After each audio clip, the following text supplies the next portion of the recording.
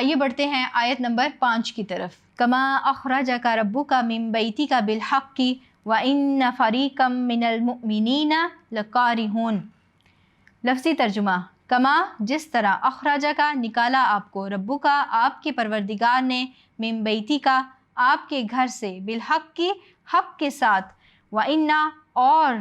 تحقیق یعنی بے شک، فریقاً ایک جماعت، من المؤمنین مومنوں میں سے، لکارہون ناخوش تھی۔ با محاورہ ترجمہ، ان لوگوں کو اپنے گھروں سے اسی طرح نکلنا چاہیے تھا جس طرح تمہارے پروردگار نے تم کو تدبیر کے ساتھ اپنے گھر سے نکالا، اور اس وقت مومنوں کی ایک جماعت ناخوش تھی۔ آئیے بڑھتے ہیں آیت نمبر 5 کی تشریح و توضیح کی طرف۔ اس آیت میں اللہ تعالیٰ رسول اللہ صلی اللہ علیہ وسلم سے مخاطب ہو کر فرما رہے ہیں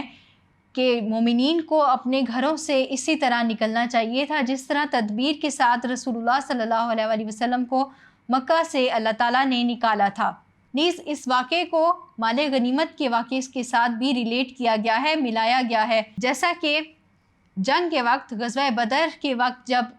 رسول اللہ صلی اللہ علیہ وسلم نے حکم فرمایا کہ اپنے گھروں سے نکلو، جہاد کی طرف آؤ،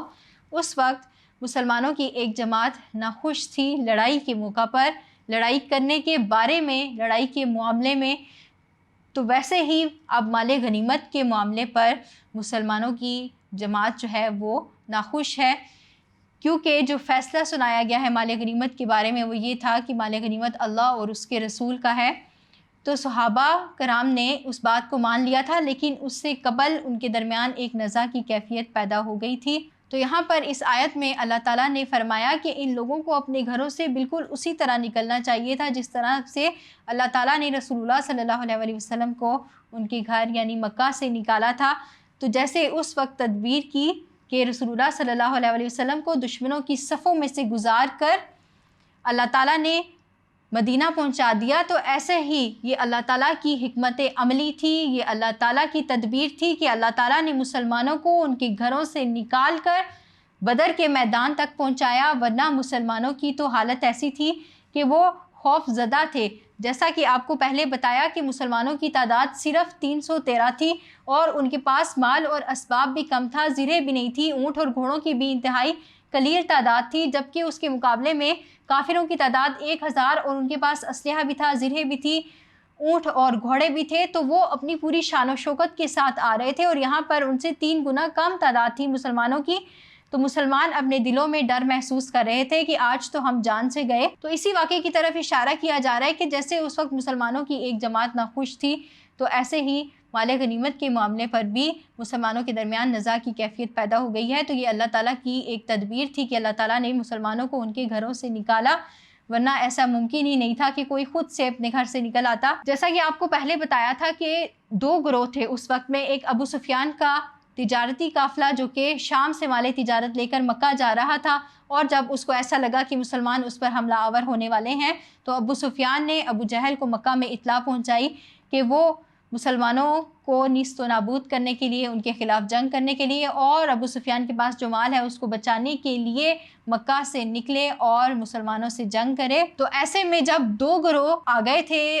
شمال کی طرف ابو سفیان کا لشکر تھا، ابو سفیان کا قافلہ تھا، اور جنوب کی طرف ابو جہل کا لشکر تھا، ایک عظیم الشان لشکر جو کہ لڑائی کے لیے آیا تھا۔ تو وہاں پر رسول اللہ صلی اللہ علیہ وسلم نے مسلمانوں کے سامنے اس مسئلے کو رکھا اور ان سے پوچھا کہ آپ لوگوں کا کیا خیال ہے کہ کس گروہ کی طرف ہمیں جانا چاہیے۔ تو مسلمانوں کی سمجھ لیجئے کہ 2 جماعتیں ہو گئیں۔ ایک جماعت کا موقف یہ تھا کہ چونکہ وہ مکہ میں اپنا مال اسباب چھوڑ آئے ہیں اور مدینہ میں ان کے پاس مال و اسباب بہت کم ہے کہ وہ جنگ کر سکے، تو ان کو چاہیے کہ وہ تجارتی قافلے کو لوٹ لیں اور ان سے مال اکٹھا کر لیں، جبکہ دوسری طرف اللہ تعالیٰ اور رسول اللہ صلی اللہ علیہ وسلم یہ چاہتے تھے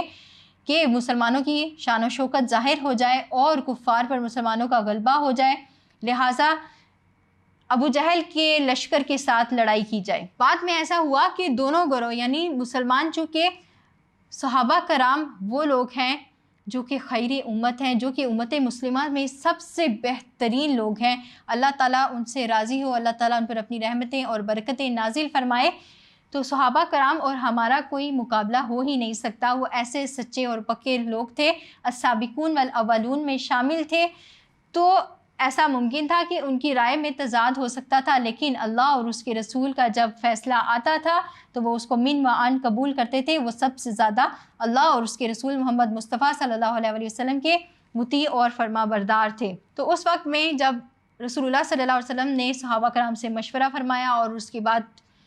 لشکر قریش کی طرف یعنی ابو جہل کی لشکر کی طرف پیش قدمی کی گئی، تو اس وقت مسلمانوں کے دل ڈرے ہوئے تھے۔ تو اللہ تعالیٰ نے اسی بات کی طرف اشارہ فرمایا کہ یہ لوگ خود سے تو اپنے گھروں سے نکلنے والے نہیں تھے، یہ اللہ کی تدبیر تھی کہ اللہ نے ان کو ان کے گھروں سے نکال کر میدان بدر میں لا کھڑا کیا اور اللہ تعالیٰ نے ان کو فتح نصیب فرمائی۔ امید کرتی ہوں کہ اس آیت کی آپ کو سمجھ آئی ہوگی۔ آئیے بڑھتے ہیں اگلی آیت کی طرف۔